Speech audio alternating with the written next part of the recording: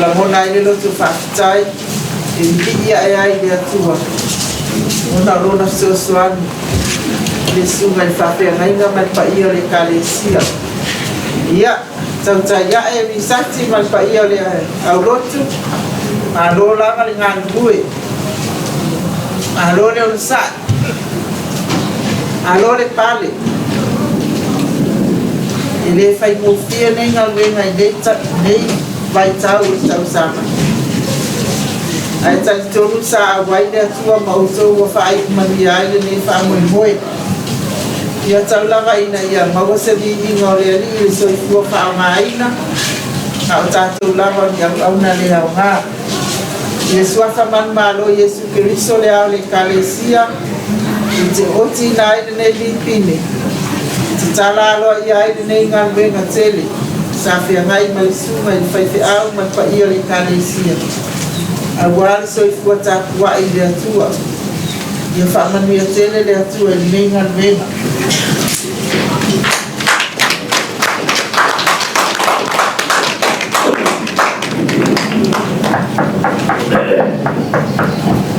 o mai ia tau fai toa na nutonu o te umwhare atiai mo vili le atua e fai mawhailonga.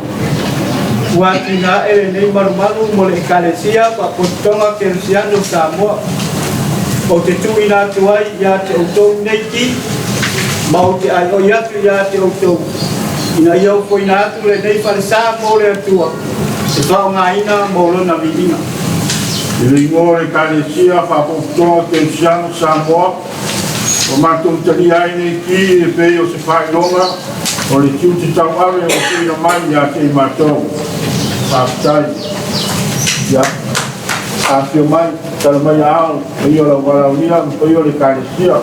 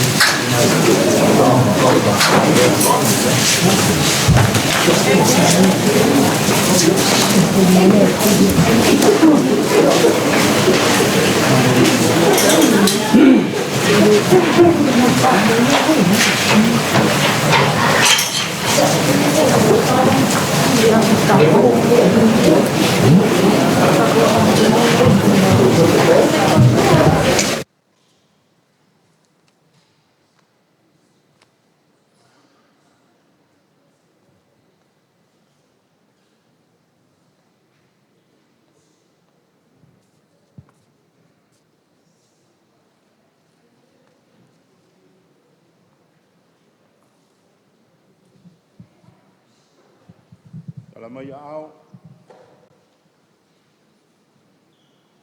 Ia tau tau o tono le nei patsa. A tua mai lato umo le ata kwai ati ai. Le file mu mai le atua. Ia te lato umo wa uru tonu, wa uru paku. Le file mu le atua. Ia tau tau umo wa aro paki le nei patsa. Wa aro paki ai e si te luso lo tatu walini. Le file mu mai le atua. O tātou soasoani o le suafa o le ali lea. O le na whaia le langi a atua ma le lalalangi.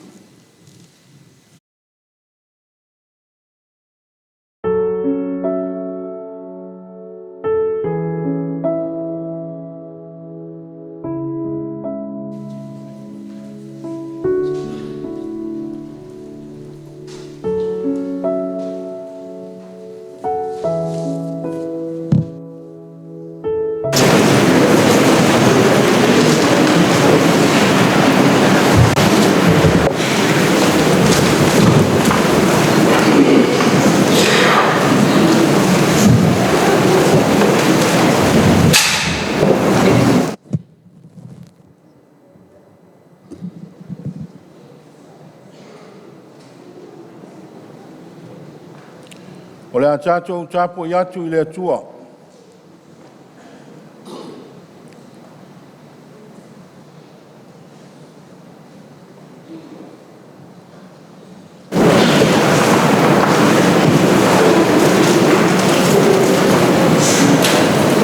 Faapaiaina le atinae le rita fale e nana o tou e atinae. Ia whawhetai e le suafo le li e a mata mai nei lava a i o i le whamavau. Se i o tātou te talo. Le atua mamanae o laua fio lava ua whapaiaina o tangata o lau alofa ua e pule ai mea uma i le langi ma le lalolangi. Whafofonga mai ai la mātou te talo ma mafuta whatasi mai i a i mātou. A ofo ina atu i laua fio le nei whalisa i a o ngā i lo vi inga. Si sila mai a o ufofonga i na ia whamala malama ina le nei whalisa i a tusa malo mamalu. Whatasi mai lo nganga i na ia mautinoa lo awai mai mātou te tāpua i atuai i laua fio i le nganga ma le whamaoni. Lo lava suafa Yesu. Amene. O le atatou pese i le atua le pese o Sauniga lau fai pese. Alala i lalo whaftai.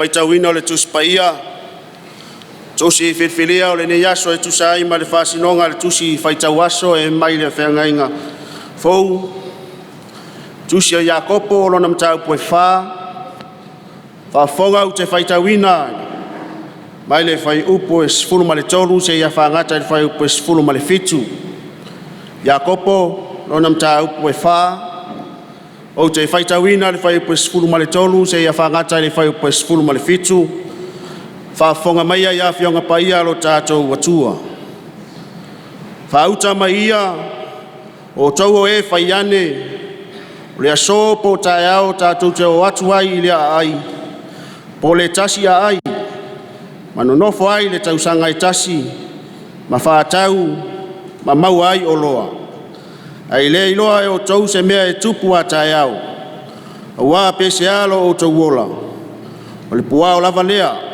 ua ali mai se itu aso i titi o na mou ai lea ai tatau no o tau whapea a fina ngalo iai le li tātou te ola ai ma tātou whaia lea mea ma lea mea au le nei o mita ia o tau upu wha maua lunga le anga le mita whapena umalava le nei le wailoa e whai le mea le lei ai le whaia le anga sala lea ia te ia whamanuia mai le atua e ala i le whaitawina o ana awhionga paia. A se ola tātou whaalongolongo, so ni pealo na anganga, panino ia i tātou winga loloto ana awhionga paia.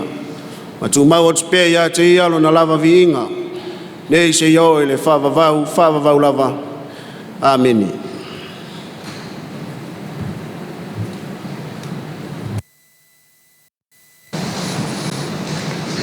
O le avanole nei mo le se sui o le kalesia o le sunga fo le whawhiangainga mo le tala o le ngā luenga.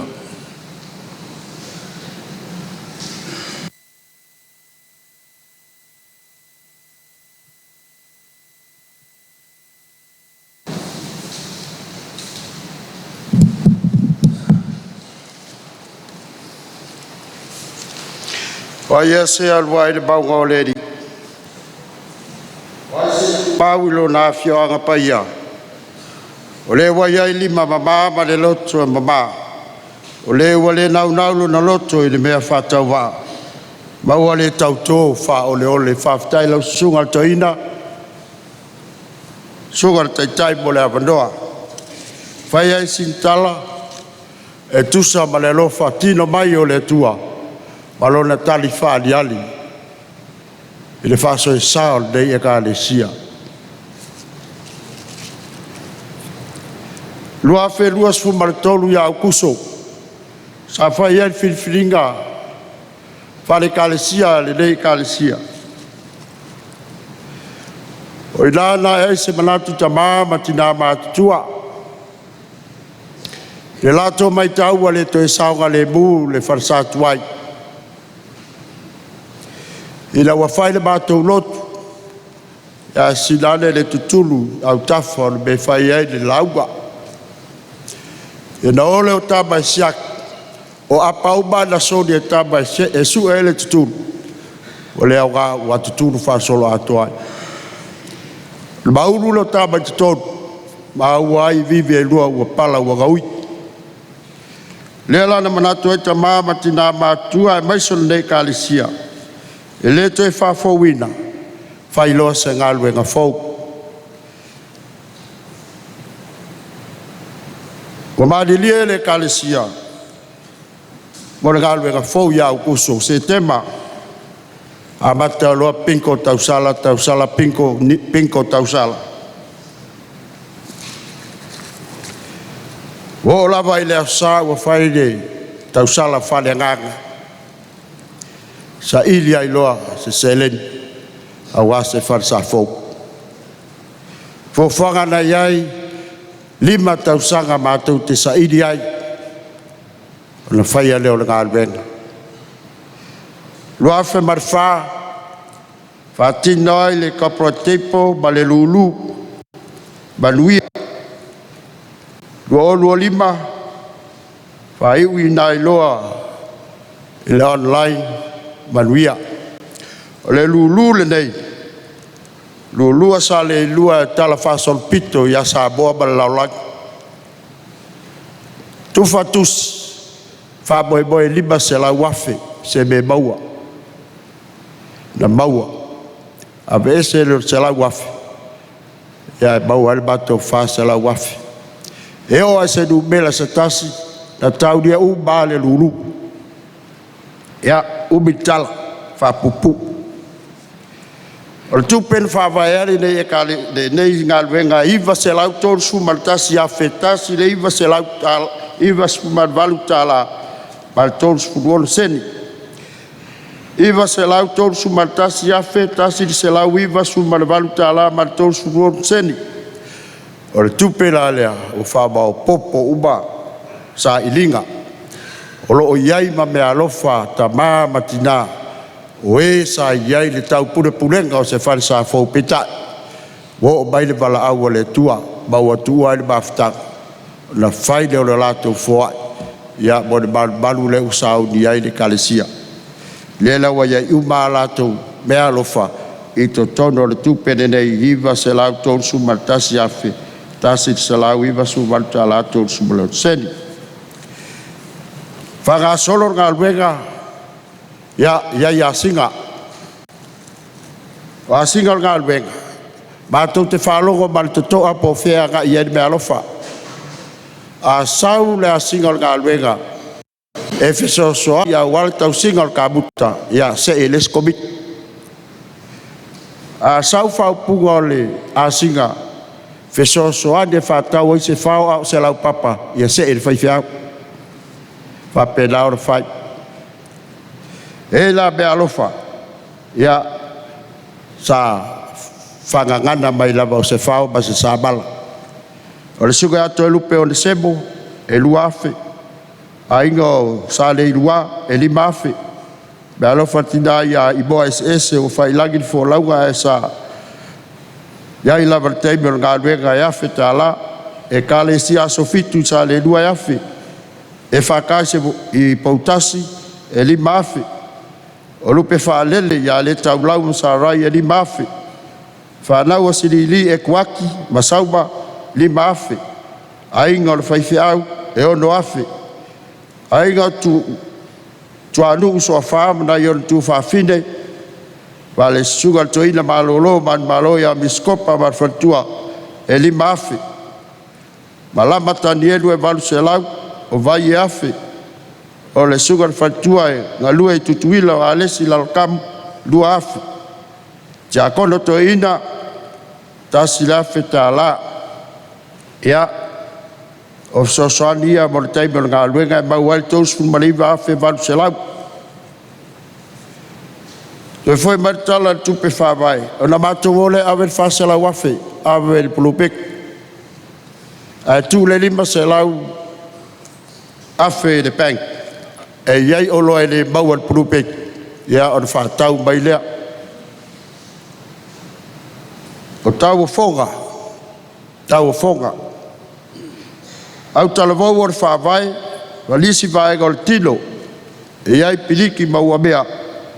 Tupera au talavau e fitus funuma le lima afe. O lau whai pesi. Tau tautanga i atu iata mananai ana i lunga. Na lato tongi ai whamalama i lua spuma le wha. I le fitu spuma le lua afe. O le si lua unu whamalama. O le tam whanau ane ka le sia i nofo i niusila. Tina i a sarai. Ia whapefoi si ona tolua i a wāwao. Toma. Ma si ala whanau. Ia na la peia le si lua unu whamalama o no afe. La fionga te akono i a silili. Tautua sa kopo. Maltina ia atesa wa pe foi whanau. Ia wa pe foi ona la peia le silua. Olu whamalama o no afe. Watasi man me alofa ale na whaia. Ia olu whamalama. O mori e whaia tau tagai mai tonu. Tasi lua tonu wha. Ia o me alofa na. Me alofa na tina ia. Le alofi. Pausila. Pea foi alo ma whanau o le alofi pausila. Ia iei la whiona ngai pau tamana. Malfatua ia moana. Ia manai o la alo lo matou ngā dului. Ia iei la moli ia e wha. O le moli lea. Moli o le pune la. E tonu lanu. Lanu o le whaafitai. Lanu o le whaatoisenga. Ma lanu o le manaonga pea whaitalo. Le se umalo tau sinsina le iai pea titi. Tonu lanu. O le mea alofa lea, e iai fai whiau sa ine e sua fai a lua meni. E le tatala le whiangainga, e na tatala e le atua e ala le malanga le manima leotis. E iai la na io nalo, lea na la tau saungia le mea alofa lea. O le maafutanga tina, na la tau fa ea maluluina, fa ea maluluina le farsa. O le auto vou. Saf so soani ta pena ina o fafu. Se lene es fun maltasi afe fitu selau. Wangalon ta watu isi mea alofa ia. O le auto le vou fitu suli maafe, au fai pese fitu sulu afe, sa rai, e ono afe, ili tautu sa kopo e ono afe. O le alofi malan whanau e ono afe. O lua ma o nalo e lima afe lima selau. O le pule laa e afe valu selau i vasfunu le monida. Maftanga tina fasu marfitu afe e malulu. Au talvou sumartasi afe fitu selau na sosoani le fanua. Tatou tapua i le atua. O le pule la. O le la o ai. Vale no foa le lungo le pule la. So soani la fai au mal tōdua mal whanau mo Saleilua. Luas furuafi. Whātotonga ina le wharsa. O le tinafo ia sa raiva au automa. Tangtanga i o lewa whai a mata i whamantunga. O se tipo le whamantunga. O ipu au sene. O treo a reto, o le leise mo le lao ai. Le tau a whai o rea mea alofa, e se funu ma le lua afe sa moa. O le sunga to ina malolo man malo ia miskopa man fatua ia tala lelei, e le wha leo te leo, me o tatou whaunga ina nei, e lua se funu afe. Mea alofa mor farsa. Ia lo pati ma siva iloa. O le malulua lo le ofisa o le whaiwhiau. O le lau ma le nufoa o le whaiwhiau. O iei ma nufoa mo ti akono. Ia po lau whainga luenga. O mea alofa ia, tau a oina e alo whanau o pati ma siva iloa. Ia iei le sunga i le whailautus. O lo iai ma le wati, tau au mai e, Joana tau whau ma Paulo, ia o le wati mo le ofisa. O lo fō le lao ai, tangtrai mai, tasi lua tōru wha lima. O le tina ua whailangi fō launga ia wha malepe pau whaitala malonalo ia.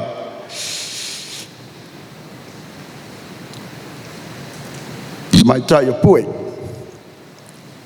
Le en fo ia lima. Ona fo e lua ia au tafa. Ia fa poponga le alo fa na wapati ma vai loa. Ona ia le fionga ia lau fata. O taulanga. Taulanga la inga Saleilua tau au mai la fionga ia Melisia. E faafi. E fionga ia Falealili e tuna ia masion trofine ia Falealili ua le maua le suafori. O alo whanau fata sioni ma le tina ia o lo soifua peo na alo peo na iari tina malolo whapea le fionga teitei fono ne kalisia o lo matafuta e lima afe ta la Wala whanau o sefo mtau nuu tongia. Latu taulanga e ono afe tala. O le sunga toina whatonu, sunga ia Iakopo le le marifanga. Faapaiaina fionga le tamtana ia touri e sau. Latu tauso matua whawhile. E leisa latu mtawhale nei. Petai. O tua a mamatua. E tupunga atu Saleilua. Lala leo la latu taulanga. E o foina e manatua i petua ana i o latu matua. A soifua maola. E te todo Saleilua. E tolu sifuru malelua afe. Tolu sifuru malelua afe. O le mawhitanga alo mwhanau. Saleilua lo au mau i au te roa. Iai le lato mawhitanga pe o na malanga mau mai. E lua sifuru afe le lato taulanga. Mo le farsa. Ato ai ma le tele lo lato soan. Ia mo le nei ngā luenga. A iai sei tu la fonga foi le kalisia. Tolus fu malei va fe valu se lau. Me alofa. Tau fonga. Lua se lau fasu ma lima fe. Se lau fasu ma leolo ta la. O me ia lua. Ia e fa popo le tupe fa vai. Tupe fa vai na ia iwa se lau tolsu matasi afe. Se lau iwa su marvalu ta la tolsu marvalu seni. Tupe o me alofa tolsu mariva afe valu se lau ta la. Tupe o tau fonga lua se lau fasu ma lima afe se lau fasu ma leono ta la. Ia. Ngā luenga fa pengi e la fa fia malos. E ua le turi vai company. Tala mai lona fa u mai le ngā luenga. Si mato tamai ai talafu. Ia wala ngona i o tino le o kawai na so i lo tu tau langa i o fai. Ia i sai talafu lo iai. Ia. Ora tupe atoa. Ora tupe atoa ala. E tasi di miliona. Ono se lau valu su ma le ono afi. Se lau fa su ma le fa tala. Tolu su ma le ono sene. Walu le vai aso nofo le po ba o va vai de nei tupe. Ia peta. O tangolo fa sena fa pea. O le le por farsa. E lua se lau ma le ono afe. Sunga ka buta le ngai o tupu farfalo la tu ainga le to fai asoalo. Fa badu sa tonga. E se lau limas furuafi. O le sunga ia pati o le fa e vivi. E se fulu ma le valuafi. O le sunga ia tuala le ina o le maa. E luas furu lima afi. Sunga le fai boli a fai sea. E se furu ma le tolu afi. Mawai la fai ngai luas se lau ma le ono afi. O le tanuina o le whanua ma lori e o mai. E lima se lau dua lima i le lori e tas.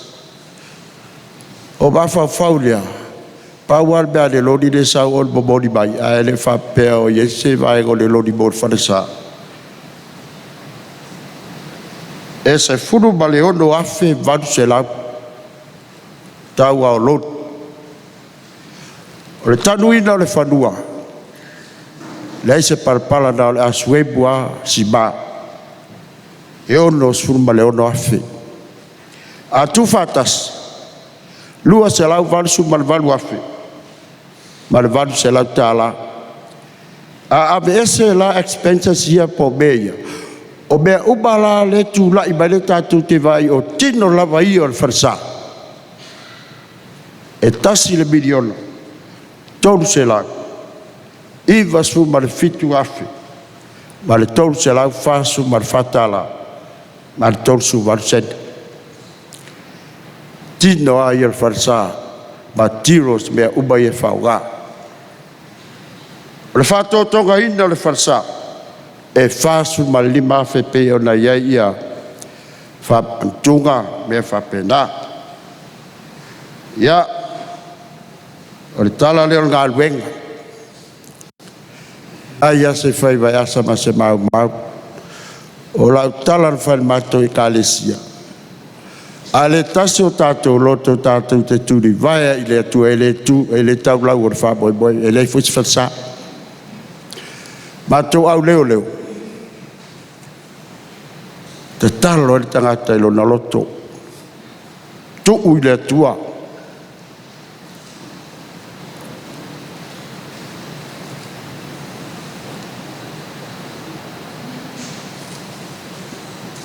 Le atua le whamai boi.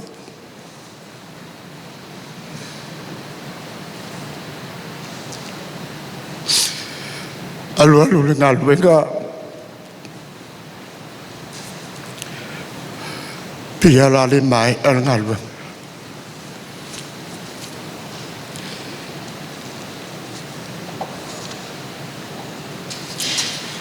Talo pe le tua. A mai lo malus.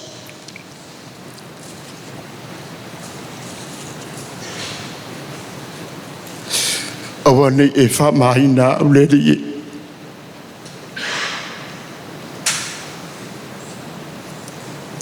So son mai vai man fa tau va o la o.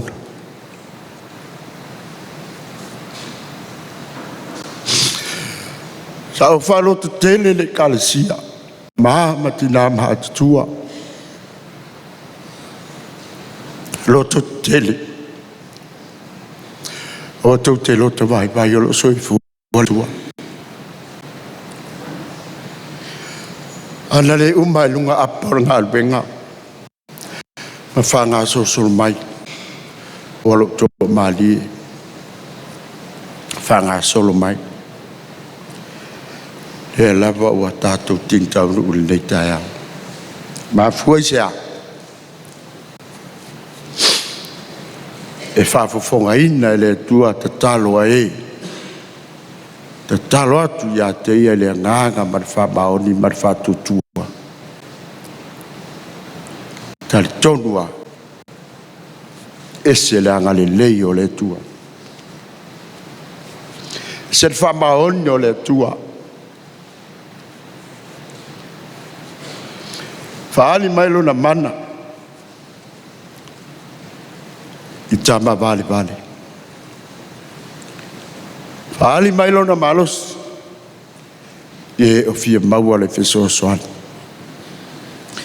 Lea lawa tātou iai le nei tai au. Vi ia le tua.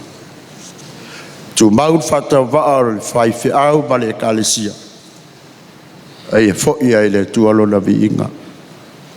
Nolo na alofa malo nanga le nei. Le ua maua ai le nei malu tapua. A wale tapua inga le tua. Tele ta lolo le aswan lafi. O po lau tuto o Saleilua. E leo le fale, au le ano fale. Le siau ngal benga lea. Pea le whao ngā ina le wharasa. Eo whalongolongo le mato au lotu. I whautuanga na mai to o tā lolo.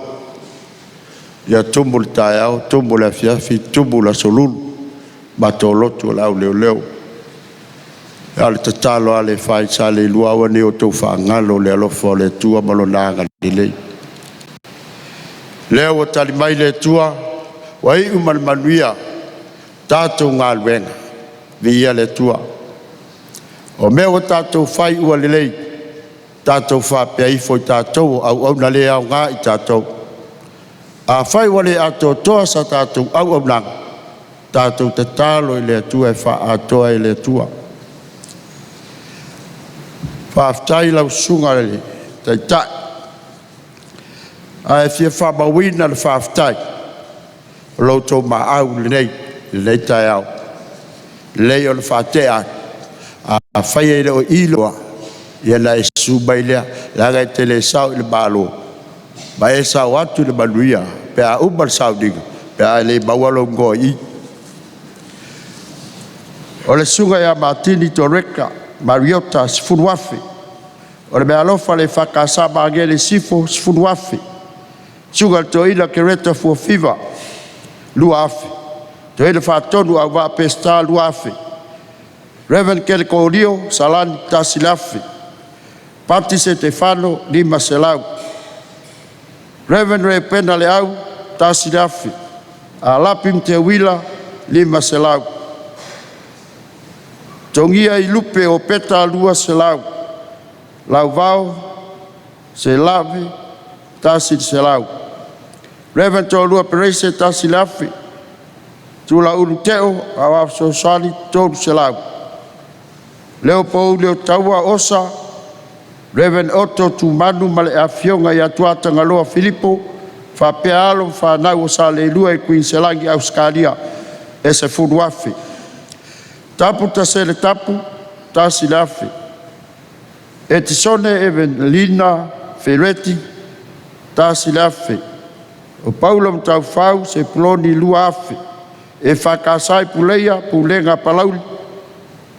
Reverend Felicia Matalavea, Reverend Felicia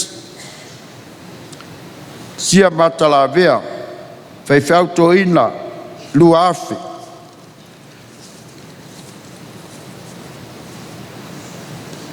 Eti, Taualo Levao, Tuatangaloa Levi, Lua Selau. Sugartoina ya Efu, Fatua ya Hana, Tasilafe. Le tone wili marfatua ya Carol Luafe. Sunga ya Vaingafa marfatua ya Sonai Matasilafe. La veifa mauta alise fanene Lima Selau. Pau o sau si manu Tasilafe. Au ainga o mingao te tio fanene Toruafe. La epa right Lua Selau. Sunga ya MalumaluFou fatua ya Sape Tasilafe. Fakasa satalo. Ole sunga il forma ya touri e nosa Tasilafe. Sunga ya panapa marfatua Lima Selau tala. Sililita rolina ngae Lima Selau tu ilo manai faitasi ngae Tasilafe. Silili saya la meko Tolu Selau tu ilo matusa la meko av soswani Lima Selau. Alo whanau sunga ya lolua marfatua ya sula. Se fulu marfa afe fit Selau. Ole sunga ya momoe ngangaiolo Lima Selau. O whanene, pili, pife, Lima afe. Ole plupet, Lima Selau. Whanguelu, uko, pife, Kasilafe. Aingo peniata, ya Tasileta maa. Olo iailo na suafa I tono farsatuai, sunga whawhengai. Ele ai masesi anei au ngā tupulanga la tot silfia. O se mea o le tasi iwa tolu o a ngai mai luma I le suafa leo peniata o lo mau le tusi o le ngā nuenga. Sao le titi, lukofu, Lord of Art, e lua afe. O Reverend Dr. Taipisia le lua afe. O Alfaniko Sena, Lima Selau. Tia Basue, Awaf Sosoani Fonti, Lima Selau. Lua pene whao tanganepo, Tasilafe. Sunga ya toilupe pau on semo, Tasilafe. Sunga taitai fono le kalesia wao, sunga ya elfatu de sa e toruafe. O la whainga ole, ma au le neita au.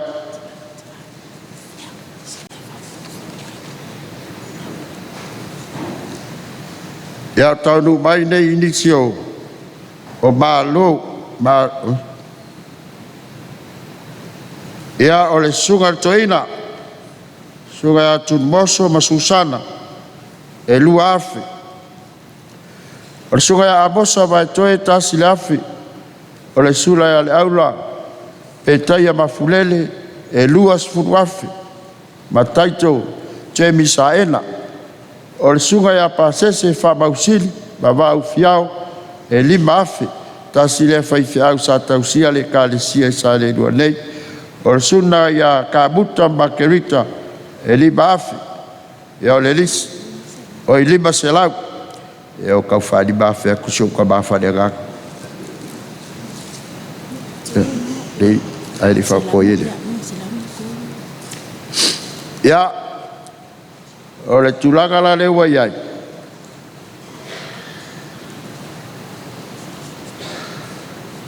Se lau markoru afe. Ogo se lau. Se lau markoru afe. Ogo se lau. A whapopo e markoru afe sunga kai fongo. Wa maua ele o se lau bale ogo. Se lau bale ogo afe. Ogo se lau. Se lau bale ogo afe. Ogo se lau. Sa o ala ukala. Uba farfarenga. Uba balai kala. Bat pakai re kalsia.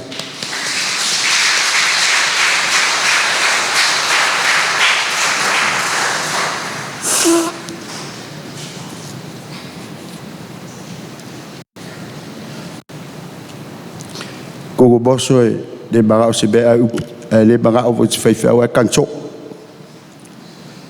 e boli akon faftai pa io tato baftara dei io boli ba wi al bato galwenga pe ono to sitsile yai le ma fai o mato fai ti le ga faftai ilo to tali mai de nei kalisia a mata sabadiala le bativa yale bato lulu ba online sila fia ele tua lo tu waga de lei balo tu walo lofa afta tele la songa taba tu boso bole avdoa afta foi lo fa palpal afta total bai so tu la lo table fita ma table so wa ngalwen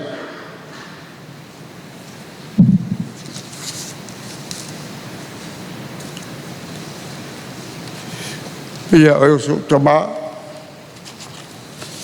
te whantua au lo te tima te mi uma tal noa mai ai awa le o wha mai mai ai o wha malos a wha mai mai le au lotu wha mai mai ai pia ai o malos le o malos lo lo wha malos after tene la sua tamatu moso ai lo waga nei balu lo fa au talo ba fa banyan ele masa salo nei fa au lo fa balu afta tele mo me uma amanuia le tu la sunga toina manuia ta po inga fafta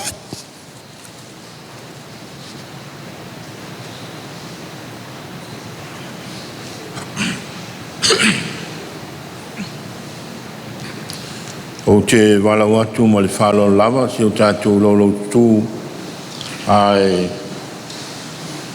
tātou tauloto ina le tau tinonga whātua tua o whātua tua i le tua le tamā o le ona le mālosu ma lava o le na whaia le langi ma le lalo langi o whātua tua i a le suke wiso lo nāro e tōtas o lo tātou wali o le whanau e le ngang pa ia whanau mai a maria le tau pō o le na kōpua ngā tia le pule pontio pilatu sa whatau ina sa maliu sa tanumia na oifo i se ori o le asitolu to e tū mai ai na ie wot na whioa e le langi lo nofo ia i le tūtau matau o le atua le tamā o le ona le mālosu malama.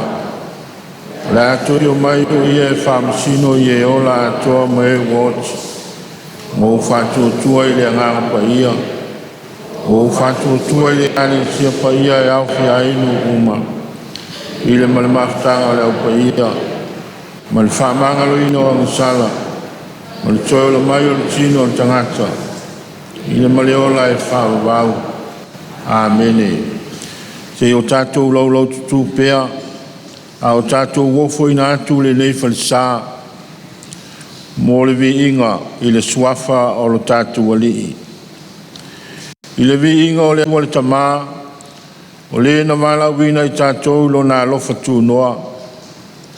I le vi inga o lo nā alo, o ia wā lofa mai a te i tātou, mana fo ina mai o ia e ia mō i tātou. I le vi inga o lo nā nganga sā, o le ua whamala maina mai, i a te tātou ma Faapaiaina i tātou.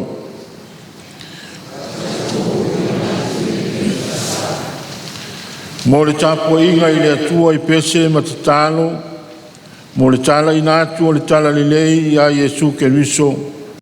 O ia na maliu, na toe tu mai, ma na ia fio ae, ina ia tausia sakara meta o le tala suanga le li ma le papatisonga.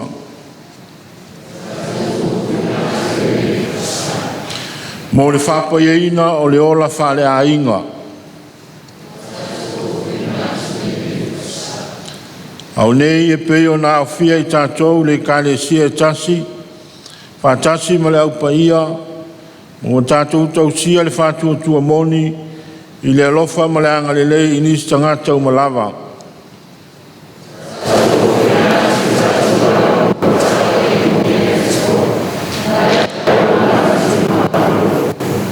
I le suafa o le tamā, ma le alo, ma le anganga pa ia, amene. La lailalo whaafitai.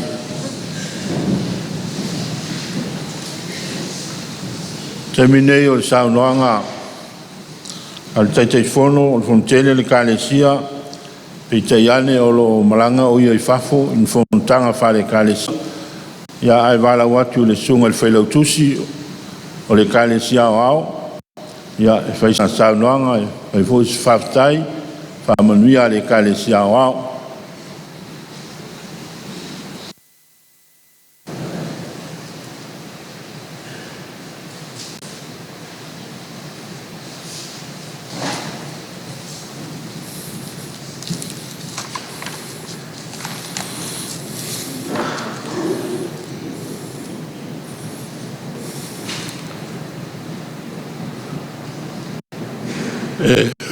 Leo le whaafeteitere rau whionga i le taitai o le Sauniga lau sunga i le toeina le tamau le pūlenga ma le matanga aduenga mo le amanoa mo le whionga i taitai whono e ui ua whapea na ai tau malele o no le whaamoemoe o whaatonga o i kāresia le lalulangi o lo whaia i Malaysia.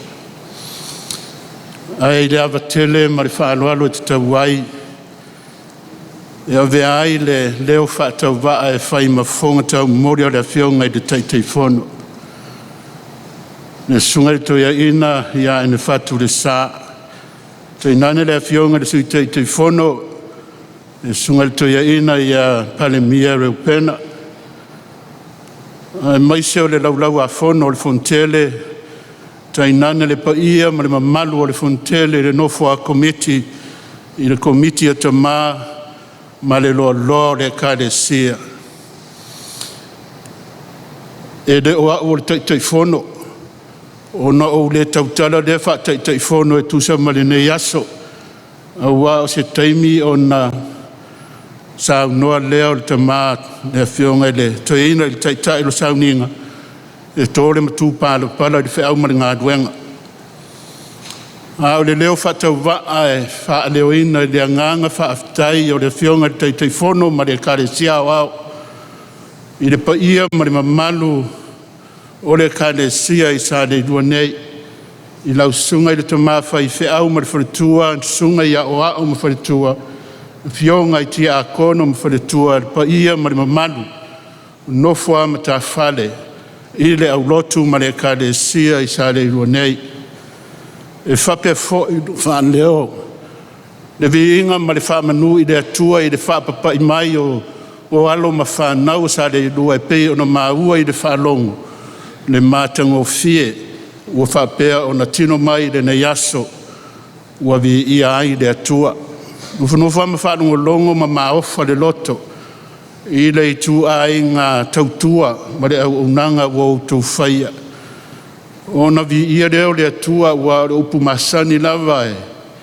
O mea ua le lei ma mātango fie. Au mai. E ave noa noa i nifo le whatawhai taulanga. Se i whai ma taulanga e na namu mātango fie i le whaafafonga le atua. O le ala e tō mai ai manu ia o le atua i le pa ia ma le mamalu. O le kāresia ma lo tātou no. O tau sā ai tō mau e whaavavau. Wa wata otoa la o wata atia foi a o sei a mai moana wa umauna a isa i le whaopopoina i se tala. A o sa ia mawhai ngā wa e mpapa au le malumalu nei ua whaafafonga foi le pa ia ma le mamalu lea i lo tau maau ma le merusia mo le atua ma lana ngā ruenga. Ave lea e whai ma vi inga o le atua. O le ale tere se whaamatalanga e pe lava o na o tau mawhai atu. E le o mawhai o na atoa i se tala se fina ngalo whaafetai ma le vivi ia e o le awhionga i le tai whono. A o le nau te inga lava o nei whi au mga aduenga e le o le whale pe o na maalia saunoanga. A o le anu whale i le soifua ma le ola o le a whapea o na whaonga ina i tāpua inga. O na au mai le o na i upu le apostolo Paulo le Ekalesia i Efeso. I na i whapea o na langona i na aita i tō tasi le pa ia mani mamalu ua poto nei mai tātou uma. Le winga o le ola tāpua i ma le soifua o foina i le atua. Ma fausi ai le malu whaare anganga e whai mafioanga o le atua. E Efeso e lua whai upa se fuluiva i le lua sefululua o te whaitau. O le nei e le toi tangata ese o tau po e ua au mau. Ua nuu whaatasi ma le au paia o le ainga foi o le atua. O lo wati na e lunga o le whaavae o le au apostolo a toa ma le au profeta. O le maaturi manu o Keriso Yesu lava lea. Ua whaatatawina i a te ia le fale a toa. O lo o aluae ina ia whai ma malu pa ia i le ali. O autou foi. Wati na whaatasi autou i a te ia e whai mafio anga o le atua i le anganga. Ia vea i lātou uma o e o le a whapeo na tāpua ai i le nei malu. Ma maaola. O le malu whare anganga. Ua whawaina ia Yesu Keriso. E tū mau e whawawau. Ia i lea tua poto e tō tasi le vi inga le whamanu le whanetanga. Nei e o i le whamamau. Lau sungu le whawhengainga. Ne wharetua ma le paia o le Ekalesia e Saleilua nei. Tā pena le mea alofa masani a le Ekalesia e luas furuafe ia mo le wha moe le wha autwhaleina o le nei malu mātango fie e whaima vi inga o le atua a o awanoa e tua iai loutou paia ma loutou mamalu. E wha siri na aino na vi inga e wha mau se tūlai mai lau.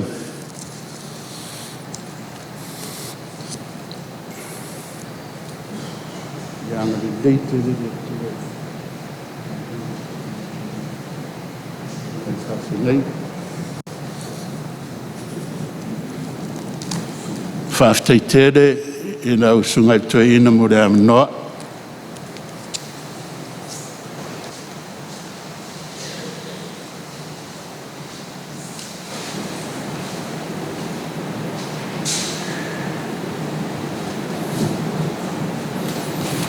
Se o tātou wifo ma whamaulalo i le tua le tāna.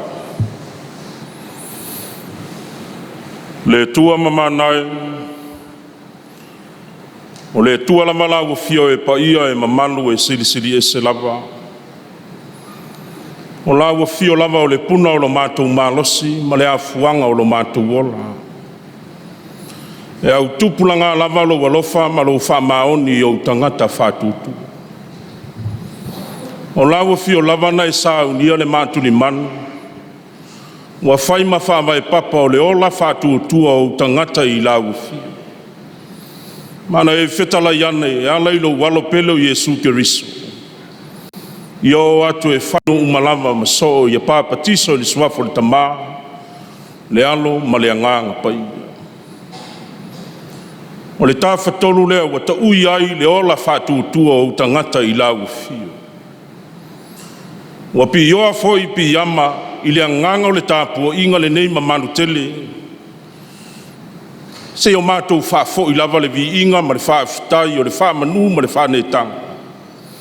A wawa te tau lava mo no mea mo lawa fio. Laua wauna whaiwhi au ma le whaletua. Le kale sia i ona muri au ma SS. O alo ma whanau le ngata i samo nei o atunua e mamao. ai maise o lo nu atoa o lawe kalesia o ao o uo mai masani o mai lava se i wha manu ma wha fitai i lau lava afio. A wape a mātou mā whau i lau alofa tu noa ia i mātou. O i mātou lava o tangata e le a unga ma lau mamalu siri ese. Vi ia la o fia o wana e vala wina tangata i lau lava fina ngalo. Le ngata e whai ma whātupu mea i lau foafoanga mamana.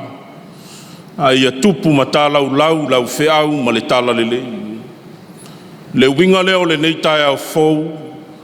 Ua poto ai moli fitiafu e tasi. Na sei matuavi ia lava lau fio. Ono lau pule ua tōtō te tele i le soifua ma le ola o lau au auna. Ma le faletua e whapea le ka le sia o alo ma whanau. Ta ape masala lau i so se tafa i le ngata i Samo nei o tunu e mamao. Matou whaafitai i le ae ma le ifo. O le ano mea ma le whau mea, o le poto ma le atamai, na e whaata mao ai ngai nai, le angai o tupu ma le whaare whao lo latu ai. A lea ua tō i tua a polima, ua tino le soifua. A o atu vasa e fia na asa mai ai, i le timu ia malaina i malae, o le sautia fo i leli. A e whaafitai na e tapu ao ina le soifua ma le ola. Lea ua mātou iai le neitai au fau e whaafo i atu le vi inga, o le tau langa o le whaafitai i lau fi. Mātou whaafitai le li. Lou whaoso fia o moe ngā ruanga, i le fina ngalo ma manatu o lau au auna ma le kālesia. Nā fua i le nei ngā ruenga, lea ua lātou wofo atu i lau e kālesia o au, a wāta pua inga ma Sauniga. Tau lava i lau mālo e whaababau. Whaafitai lau tamau a inga, o lau so siala ese lea ua whaafonga le nei mamanu. Ma eu lau alofa ma lau wanga le lei. Se ase talia le tangata whaatuatua i lau lava fio. O le vi inga ma le whaafitai e whaasilisili mea umalava. Ina wai alofa ina i mātou i le alofa e sili o na ato toa ma le lei. Whaafitai lau tusi pa ia. O le tai ala moni lea i lo mātou wola wha le whaatuatua. Le ngata na te au maile malosi ia i mātou. Ai whaatonu fo lau i lo mātou wola tau mawhai i lau fio. Ma lau tala le lei. Lo wanganga pa ia o lo mātou visoa soani sili. Lo lea unoa na e tūla fua ina i mātou. E te tūmu musu ina lo mātou wola. Mea o ina mātou maua i le whawaiwai. E te whamalosi mai foi ia i mātou. Mea o lawa ina tau nganga e le lao lo mātou wola whaare whātutua. E te whetalai mai e ala i le mana o lo wanganga.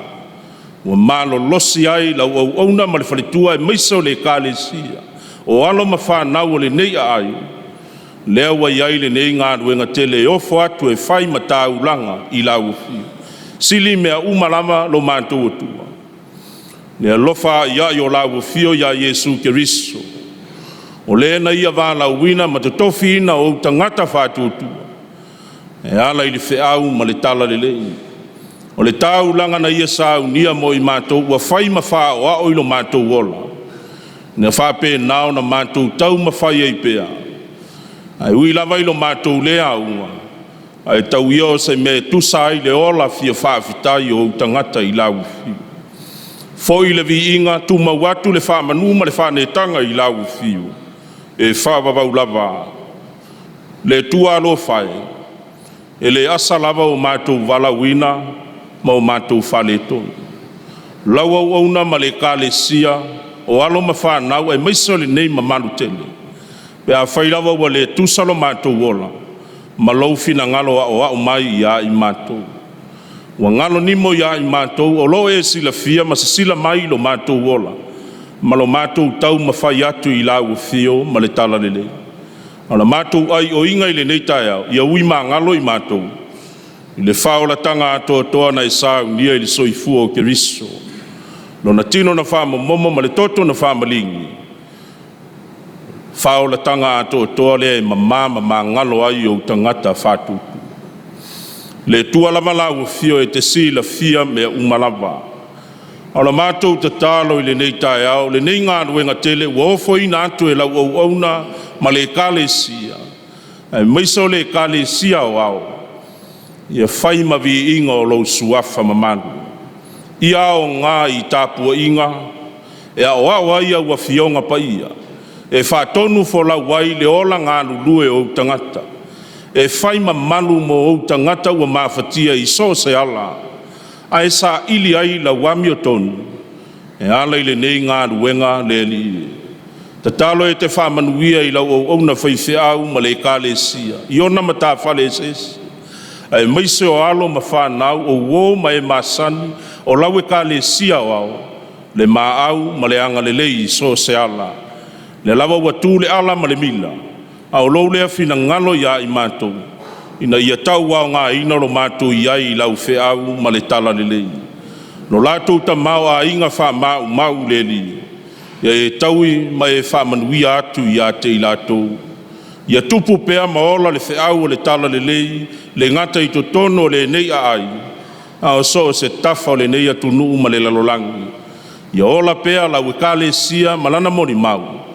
Le ngata i le whātua tua ua tino mai. Ao le langona ina o le loto wha maulano le li. Wha manuia i wha moe moenga o totoe o le nei aso. Ma ia maua i se vi inga o lau suafa mamalu. Anga le lei la ua fio pe a mātou whalongo longo i lau whetalai mai. La unga la ua fio e ala i lau au na whatau wata tala na mātou whalongo. E se a le whiau whalea nganga e sanga lui tau ina i pēlo mātou wola ngā lulue. Ai maiso lo mātou wola atia e so se tafa o le nei ola lo mātou tu. O mātou te talo ia le li. Tu ina whatasi ma te talo le le oi o mātou loto e ofo ina o mātou. Ia whaia ia ilo lava fina ngalo pa ia. So ia lava lo so ona mātou whatau anau. Lo lava suafa ke riso o ole ma te talo ai i mātou. Amen.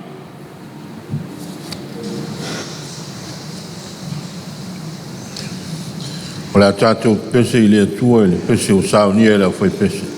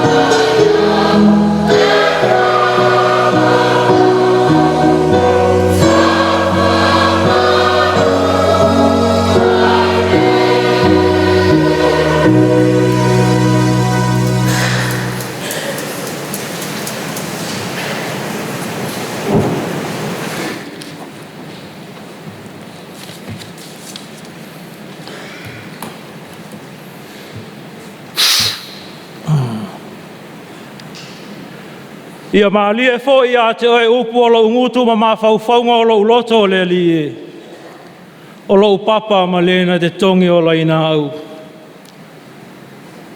Whiriwhiria e whai matua le whai upo e sifuru ma le wha ma le sifuru ma le lima o te whai tauina.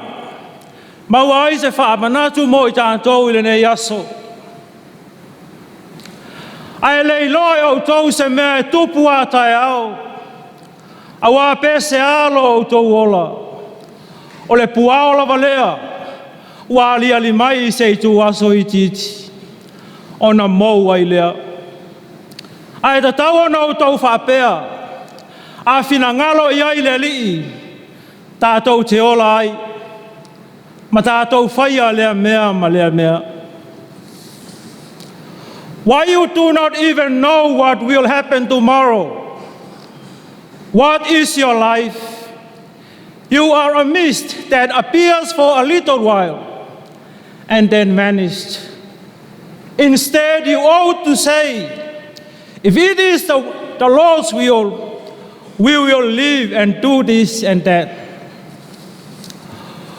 O le au ma whauwhaunga le nei aso e tu sai ma le whaasinonga le tusi whaitau aso. Wha ete I mea e whaasau sili ai. Careful what you post about. Wha ete I mea e whaasau sili ai. Walu le nei wa yasa o tātou whaarongolongo pēa. I manatu au tū o le aso ma le aso. O upu lava nei o lo tātou wa aia. Whaasau sili. Whamaualunga, mimita. Nau winga tu tusa uma upu I e tolu. Malala tau winga pe a mawhauwhauro loto iai. Wa whamaualunga le tangata I rona tamau a inga. Ma le tele au ni mea ua ia maua, ona mimita lea. Whaasau sili ona langona, ma manatu ua le ai lava se tasi. Ua na o ia lava. O lona malosi ma lona poto, na afua ai mea uma. Ma le lei ai ana fuafuanga. A tau talai, au tu ia te ia mea uma, o au lava. Le ai se tā ua le suafa o le atua. Ma sona sao I ana tau mawhainga. E tupu foi le langona lea pe a oi na whaane e tangata. I upu sua malie. Matu ai lea tangata I lunga. Ona mimita lea matu I lunga tau au. Ua lele I lunga o le ea. Ua le savali I lalo. Ua manatu o hia lava. Ma le laolangi. Aua misi a toa le atua. Rara winga au whawhai ngofia ina e. Whai teite I mea mimita ai. E ngaro loa le tangata I le atua I ana fuafuanga. Ona la vea loa I le vaenga leo le mimita vale. Ma le wha mawalunga, ma le wha sausili ona langona. A langona I ana wha ozofia ina puka anesa le tupu lau I loa. Wa vaayatu I le maanaia ma le maatangofie. O mea sa ia whaia malona malo, whapeane, pe leo paperonia, tele ea le nei na o whaia I lou malosi. Ina ia vi ia I lou malu. Ua matua le ai lava le atua. I sana whai taunga, ma se awa noa o le atua, na vesoa soani a te ia. O ia lava, malona malosi. Ase tasi foi leo vai vainga o le tangata soifua. Leo na wha oso ai e le tia Apolo Yesu I le vau. Wha mimita e satani Yesu, oso ia o e ila lou. Polo ai le atua ia na angelu e sapo ia te oe. Pai mai Yesu, awa te tofo I le li ilo atua. Vai vainga I o le tangata. Ao ina wha mimita e le tia Apolo. Ona toi lalo ai lawa lea. Na foi mai foi lea uso ina ua uma na la tau tutuli te moni. O mai ma le tala ia Yesu. O mātou tulia nganga leanga ma te moni lo suafa. La le talia le li. Na o vai atu ia satani o pa uma ia pei o le wila. Ai muli atu le fetala inga Yesu. Aua tau te mita vale. Aua tau te mita i le nā mea. Ai au tau mita i na ua tūsia au tau ingoa i le langi. Pei o lo whape atu Yesu. I au tau whae tete. I me mita ai. Ina ia langona pea le whātaua. Whai tau ngoi nei aso le tuisia Iakopo. O lo la patai ai le apostolo. I le ola mimita. Le mimita le whaamawalunga ai ma whaasausili ai le tangata. Le whaamawalunga le ngalo ai le tangata le atua. Malona sao tā ua i so sana fuanga whai. E fua ao ai e le tangata le me tupu atai au. Ma le lumanai. E pei ona au mai e Iakopo le whātai te inga. O le whiaula le tuisia Iakopo. O le tangata ua lawe ina moni le tala le leia ke riso. E ta tau ona ola i le tala le lei. Whai loa i lana amio. Those who have been truly saved through the gospel must manifest that salvation in practical ways in their lives. Nono wingo le whai loa atu o le tala le leia ke riso i le o langa i aso uma. Tomu i lapata inga le tuisia Iakopo. I vai ngau tangata i le aso ma le aso. O lau tau tala i le aa ma le whale tonu o le tangata. Ina ia o au ina ai. Le whai mai Iakopo o whai ane le tangata o le aso po o tae au. Tātou te o atu ai le la ai, po se tasi ai. Ma no nofo ai le tausanga e tasi. Ma whaatau ma mau ai o loa. Ai whai mai Iakopo. E lei loe o tau se me tupu atai au. A waolo tātou wola. Ua whaatusa i le puao e nao na ali mai i se itu aso. O na mou ai lea. Ai ta tau o no tau whapeane. A fina ngalo i ai le atua. Tātou te ola ai. Ma whaia lea mea ma lea mea. A wao fuanga le tangata. O le foe lava e whae i le tau. Lau ingo le manatua Iakopo, o le atua o lo i ai lo tātou ola. Le ola e whaatino ai mea tātou te mana na o i ai. E ta tau ona manatua o i ai so te fuanga le tangata i taimi uma. Ai au o le wha maualunga, ma mita vale le tangata i ana upu. A wawa wha atusa o lo tātou ola i le puao. E vave ona mawai. O mea tu tupu i le lumanai, e tu fesili lo na whaatau no ina. E leo se mea lai mita vale ai le tangata, pe wha maualunga ma wha sausili, ai ta tau ono tātou whapeana, pe a whina ngalo i ai le atua. Pai vai ngā i o le tangata i aso uma. Tala noi le mea tupu a tae au, pai mai o te alu e, pai lo maumanga a tae au. Ai au no lava ma le afe ane, pe afi na ngalo i ai le atua. Paua leo si fai upe, whao popo, i upu ane tangata, pe asa aune, whaisa na fuafuanga. O na i loa lea, o le tangata lea o lo wha moe i le atua. Whai tete, i mea e whaasa usili ai. Li sati male ka le sia ma na ia le nei ngā ruenga mātonga o fie.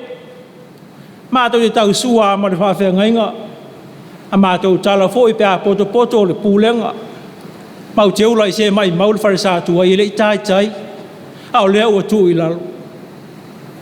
O upu ia sa lu ia i le whaiwhe au. Au lea lava ua tau lau o le wha moe. Amu ia o uso. Pēa wala au mai lea tua. I se taimea whina ngalo ai. Au ta ua lo i ngoi le nei whale. Lau sao ta ua, ma lau ngā ruenga. O li sati na whai al wharesalea. U matu whai whiau o mai o. Ai sau li sati whai. O tamalo e te le tamalo. Le kalesia o tō langona, le fia ma le oli. Paulava leo le tua lalo. Aua nei mita ai. Ai ala ngona pea le whaatau waa. Awa na lefi na ngalo i ai le tua. E le tau lau o le wha moe. Tā tau na ona fuafua. A o le tua na te whaatau nuina. Whae tete nei o tātou whao le vi inga o le tua. Nei whaapea ne fo isi ana le ai au. Ana le ai le mātou a inga. Ana le ai au malo toa lua. Aua. Whae tete. Nei maua tātou le mita vale. Whai mai la apostolo Paulo ele ai se mea au te mita ai. Tau lava o le sa tau ro keriso. Ina ua maua keriso. Ua ota mea umai lana vai. So se whātinonga Paulo e mimita i le sa tau ro Yesu. Awa au ina ia maua ai le whaolatanga. E le fefe. E le solomuli. Awa ua ia mautinoa. A vai. E lunga ia te ia le alofa tu no keriso. A o vai ona o malosi ai lea. Tere taimi e vai ai fai fe au vai ma le lava. Fe alua i mana pe palulu. Fa so e sa atu i amato. Vai. Ha o lea o matua malosi. Le anga ua i lunga ia te ia le alofa tu no le tua. Ia na fuafuanga sa fatino. Le mita i le li o Yesu Saleilua. O le au nanga malau tautua. A le ua tūne nei whare sa mana ia. Ua tau lau o lau tau wha moe. O lau mita le nā i le li. Ina ua mawhai o na whai le nei wha moe le whai ngofie. O le alo tiute.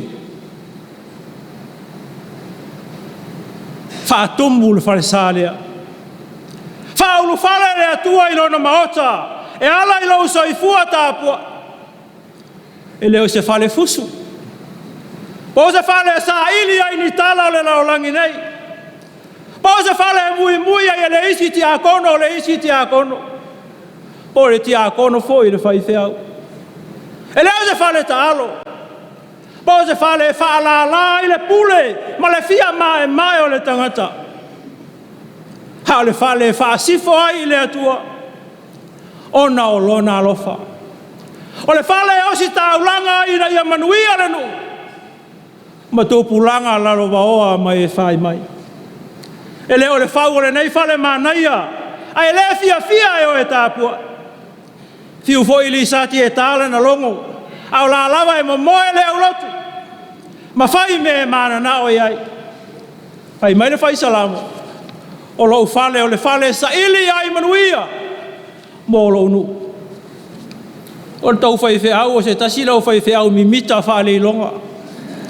E mimita i lona nu.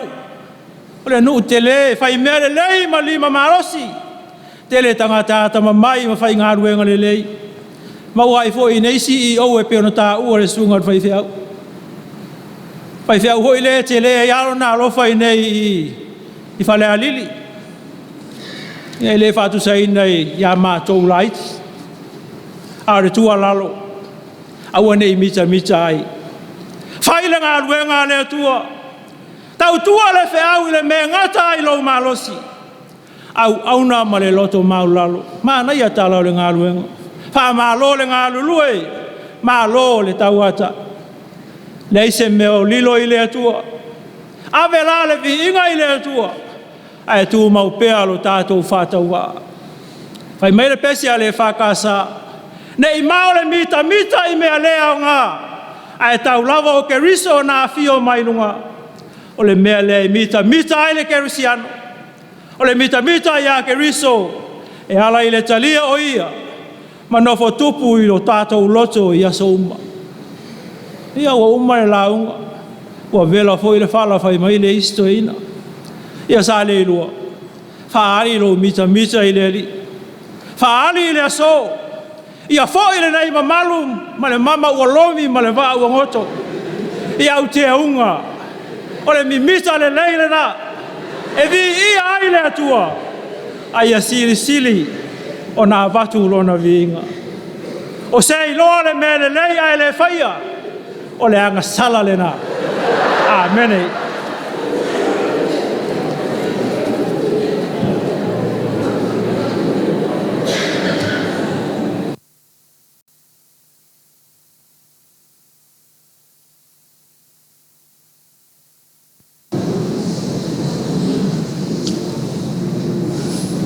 O la tātou pese I le atua le pese o Sauniga la foi pese.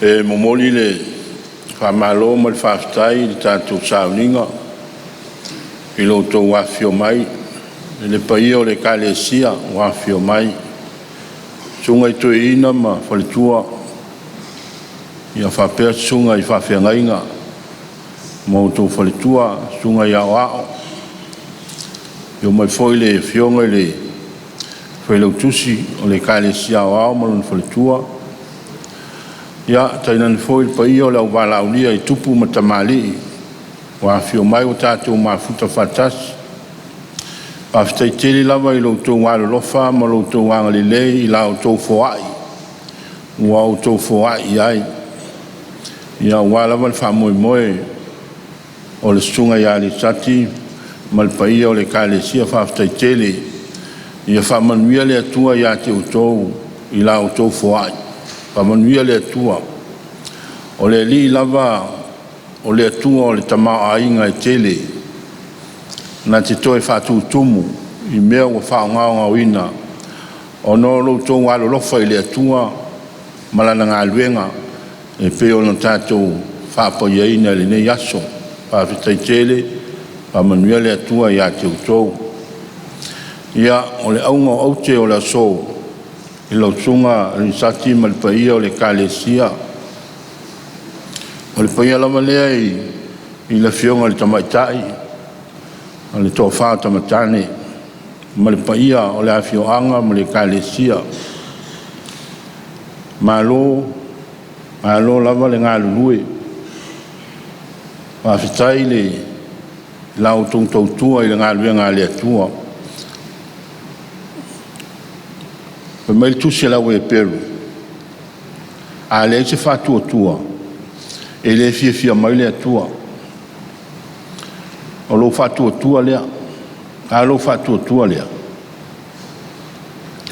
leo tino mai i le nei ngā luenga mātango fie ai mai fea la wa fia mai le atua wa alofa mai le atua ia te oe malo tangi atu i leo se whatua tua fo i le whatae e lunga a le whatua tua na matua e tangi lau te talo e la ngona te tonu o lau loto e tui natu o la ngona ma faufaunga mana tunga i le atua e maise o le kalesia i na ia alofa mai le whamoemoe le iawi ia le atua o na olona alofa malona le lei i lau sunga i whawhianga inga ma le whaletua e maise le paia o le kalesia ia o le aso le nei o tātou sami nai ma whamanatu i nai la o tau savalinga wha le whatua tua sao tau sava vali mai ai ia tau sanga leo o mai le nei tau sanga leo tino mai tātou fia tātou samina le lofa o le atua ia o whamanuia mai ia te utou ia na whamanuianga o le whamanuianga sili lea o le maunga o le atua e whai mai le whaisalamo na o fia ina wala tau whai mai ia te au tātou ngou i le whale o le ali o le fia e ala no mai nei le whale o le ali o la ngona le fia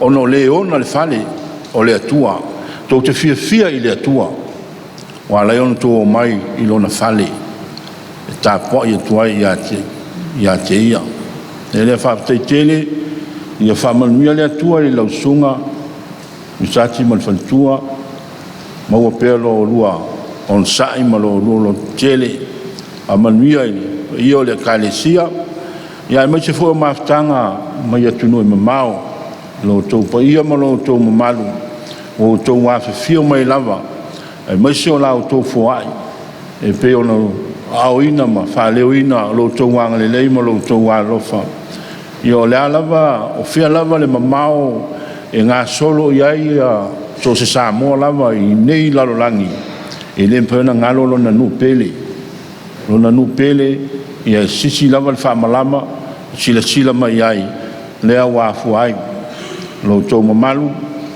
lo tau paia o tupu matamali ia o le afioanga nei o lo afio ia tunu e mamau whawhitai tele i lo tau afio mai ia matala mai ao i o le talo fo i whamanuia le atua ia te utou maua pea lo tau soifua lau le lei e le whaingofia fo ia tunu o lo tau walala ma fio ai e sa ili lava o le tupea ia e whaiona wha ngā solo au tau fufuanga e whawhitai tele taimi fo i o iluma ia to e taliu i le lofa maleanga le lei o le atua o la tātou sauni mo le tātou whamantunga o le sunga i a kereta fua fiva o le toina o la mato pulenga i sa fata masiumu o le mato mtanga luenga a le toina foi lea o le a pensione le la whamanatuina lo na pensione i le fontele i malua i le neitau sanga i a lea watu i na iai lewa noa na te taita ina ai le tātou sauninga o le whamantunga ia i le nei sauninga pa ia e le wala o tuai le whalalo ia whalalo o tfoli ma le whalalo tele e fionga ti akono ia tautu ia mai se foi o lau sunga i toina ia wale e le whatinonga o le tātou whamantunga pāwhitai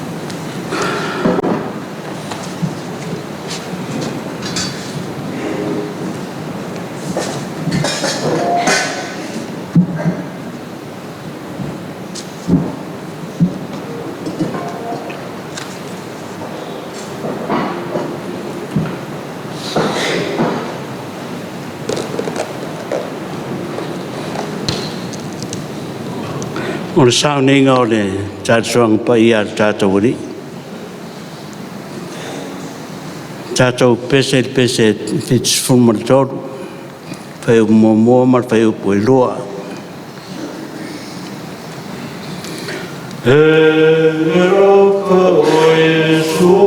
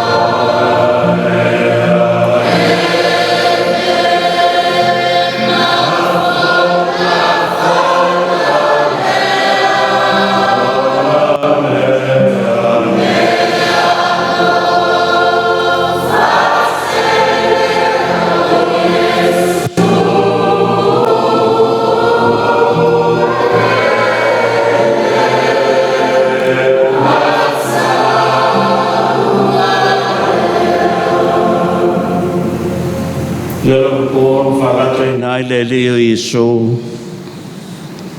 Nei tangoai le areto o ia whawhitai.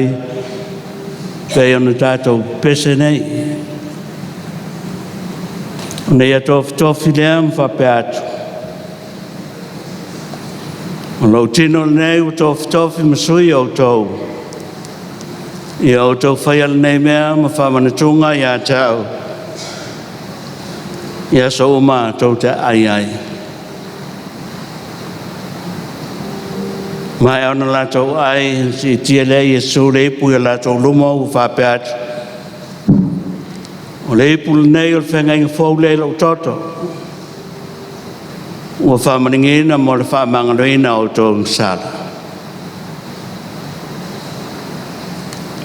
Ia o tō whaiala nei mea whamantunga ia tau. Ia so uma tau te whainu ai.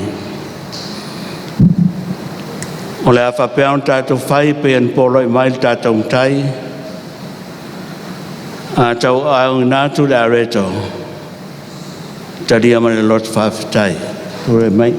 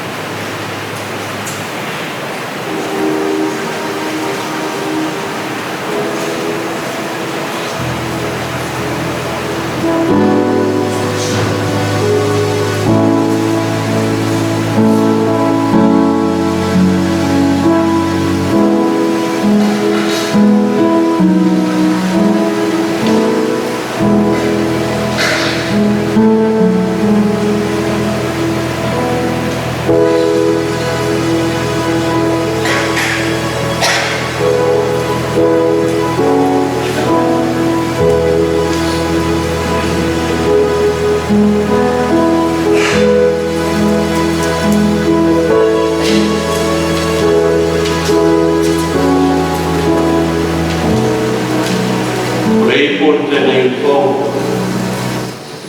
Toto pai o tātou lia o Iesu Keriso. Whamaringi na mai na ia whamangaloina i tātou.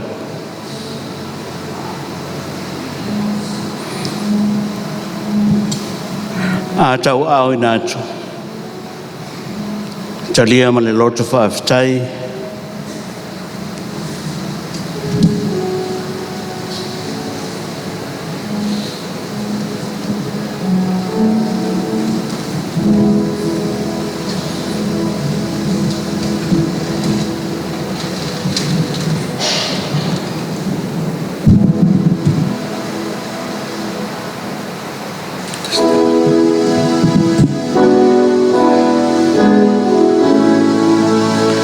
Ya, o atu ya manuia, mol atu le, toto tatori.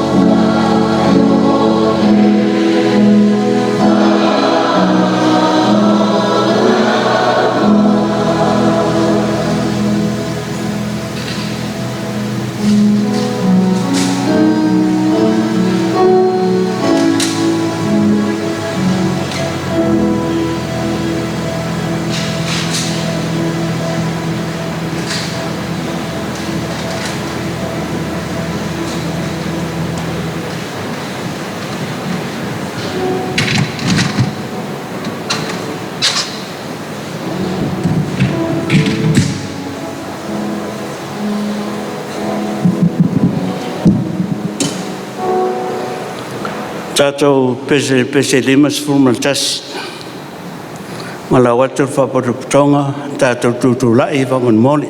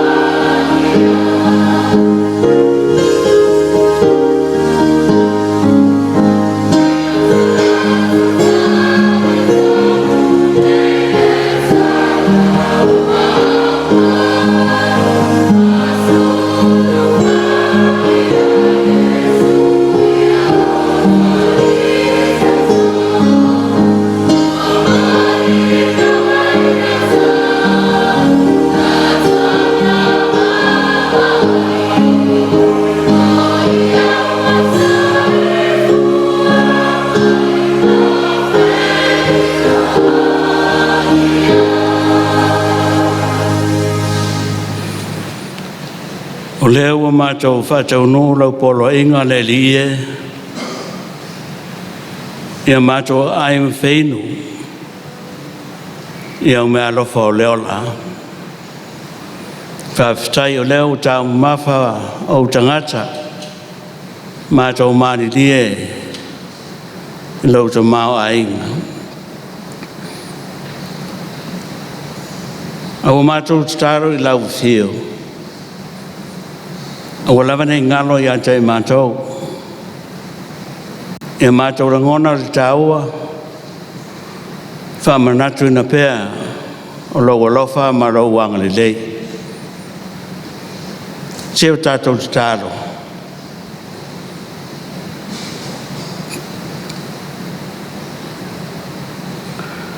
Mātou sauni e tā apere li ielo mātou utroa. O ara mātou te wia, mātou te relinga whatia. O mātou te tāro I lau whio. Tau sima leo mai o awa lofa. Whapaolo ina mātou ola vai vai. Ina ia mātou langona ina pēr le tāua. O lo mātou ola tautua ma leo lau auna I lau whio. O le nei mamalu. Mara mātou aua iai. I leo fo ina atu le nei ngā luenga tele. Mātou te tāro I au whamanianga. Ia to iai mātou uma te to tas. Ni tino mna mafu fau mo le nganga. Ia o ngā pealo mātou ola mo lau whio mo lau whina ngalo pa ia. whaafitai lo walofa marawang le mai. A o mātou talo ina i e la veina no mātou wola o afu o fuanga o le nei asu. I ai lo walofa marawang le. Whamanuia i le kālesia.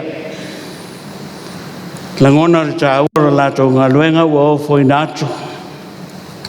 Ia whaaua wai ala i lo lātou soifua. Ina e vi ia lau fio i mea umalawa. O mātou talo ia.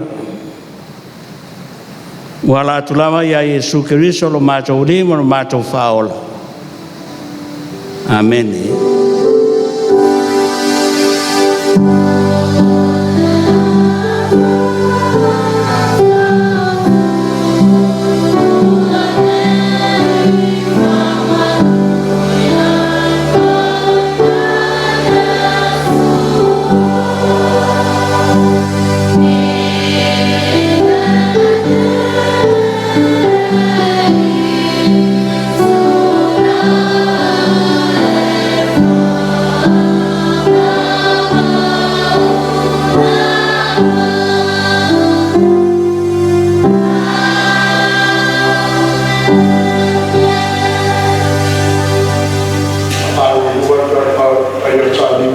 O le le tu alo lotu alo wata fai lot o le feta lo to ina famanuia ya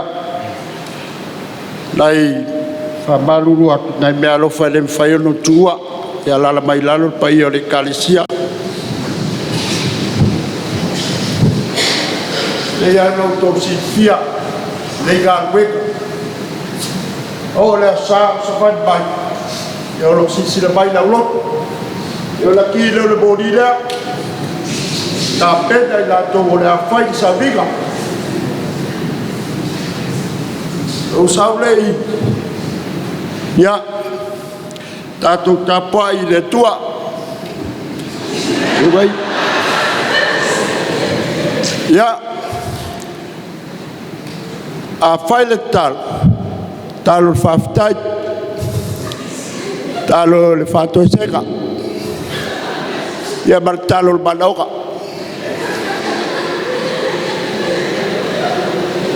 ya wata ubaya na baya le ngaga paia ila ya bautu bau sali la dangal beng mai selapa ya o tangata lolotu Saleilua o balo faya Saleilua e o balo le yaso tayao o lauga fa babai la sa wala vaya tinga dan ba to aiga ya ai fa tai sa do tu le fogale kalesia ya ia ida wa fa ba baile lo ya te lo ga le fa tal fa ba du ya to ida ya le fa ida le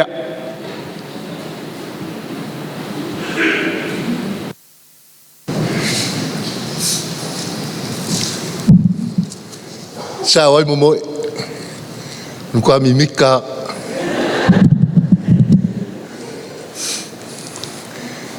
esele maka sulur kingor nge kayau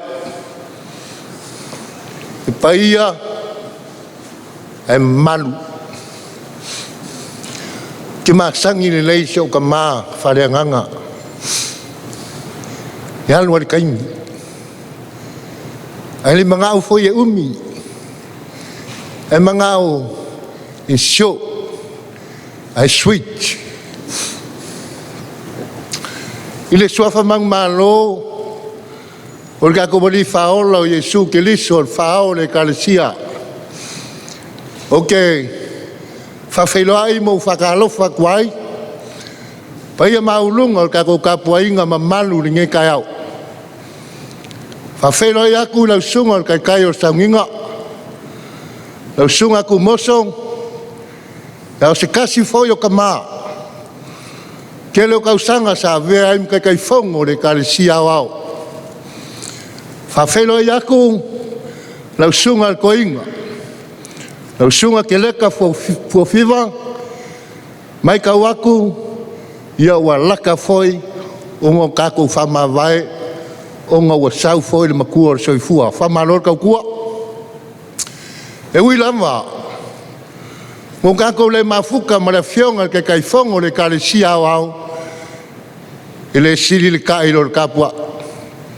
Sa ngai o ia ma kiuke ma faiva.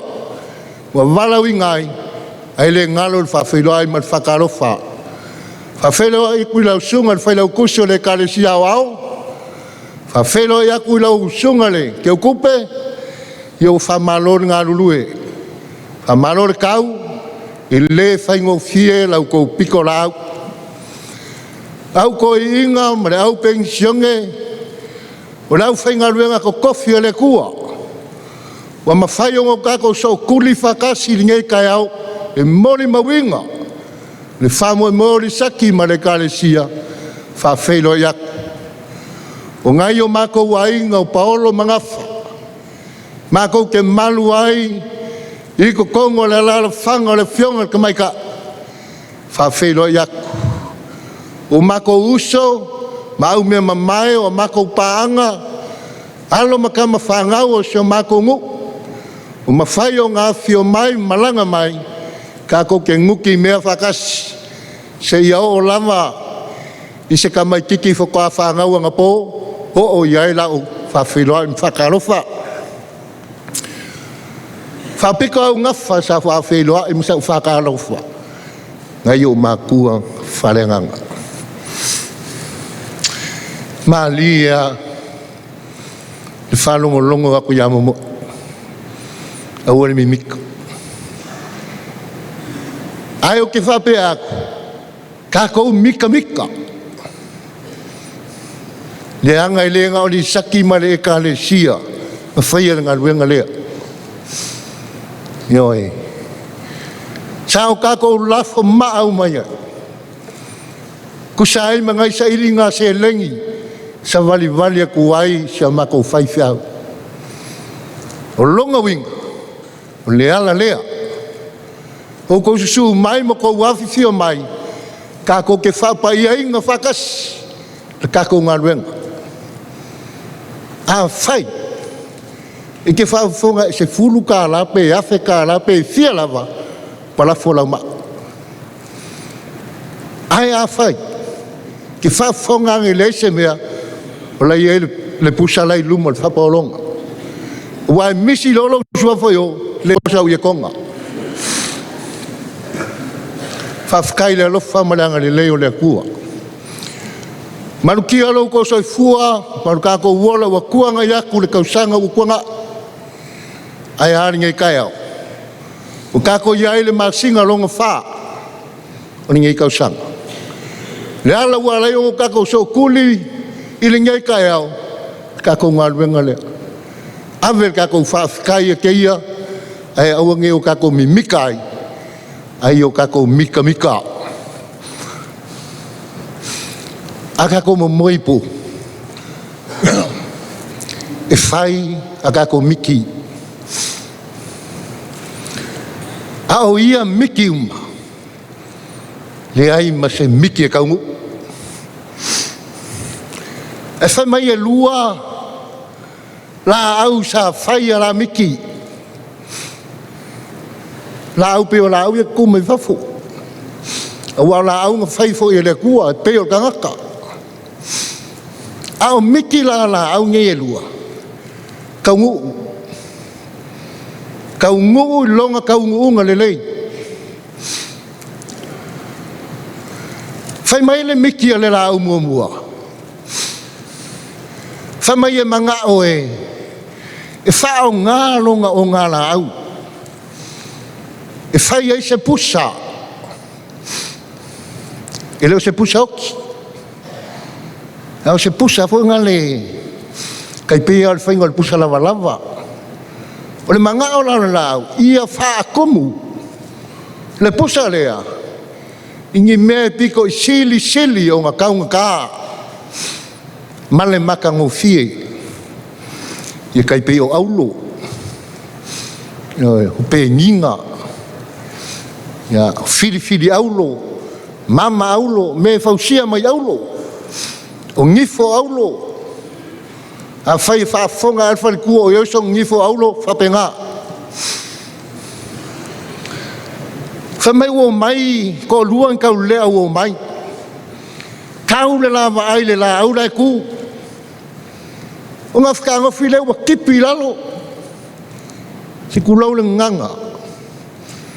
Ai o la whakaangofi wa whau le pusa.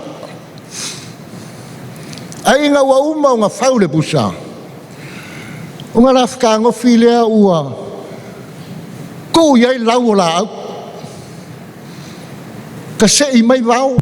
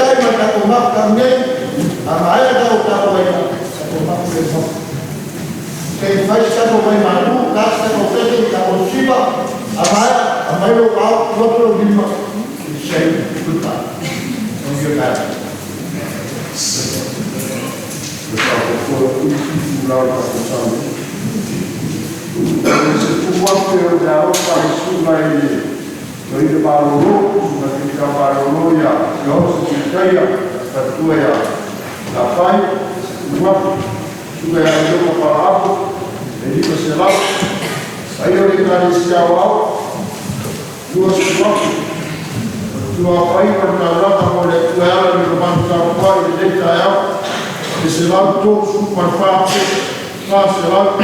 Jawab tu Faapaiaina Nai teu bersama Falealili Watai yang terbaik yang bersama itu lokus saya atasnya berada bersama white berada bersama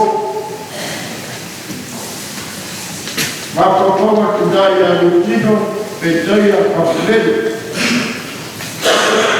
tidak dapat percaya bersama white maka yang Scriptural kuat Satu Saleilua Pasatuai, Selau Bariba Tausaka, Yeraya Yatalayo, Faapaiaina Ole MalumaluFou Afona Faapaiaina Kasiba Orua, Alfau Farsal Kasiba Orua, Alfaapaiaina Kasiba Tasion, Lord, Esepulu Tausaka, Fau Farsal, Go, Bolívar Batu Tua Idal, and two in the Basili. Asa mato ai nalo forsa ala toi pai asa mato ka dia mato forsa leva que paula será para ele que usar para tasiba tasio do trabalho de o molima do dal para sa pobre se pega do o molima ya fa wa lava de lo a festa sa ya baik ai ya apa pasal batu awal pasal ni oleh apa ini masuk pulang ya orang pasal ini orang ya orang terbayar di pasal ayat kau tu baik tahu apa tu ali bapa kita usah pasal ya adalah tu dalam pasal pasal bukan baik Allah pasti doa awal awalnya terfahamkan seperti negara awalnya terbayar dengan mereka yang lebih kedua lamanya awal siapa yang tua apa yang tua patut lamanya dalam fight banyak sudah dikasih yang boleh fakta ini dan sudah yang bok masa bok biar lalu sebetulnya ada dalam bok itu saya berikan warfa berkuat perkara lalu ya boleh oleh pun oleh lawan berkuat sudah pun ada dari Aperila bos dari harus ada siap ya Lama-lama, okay?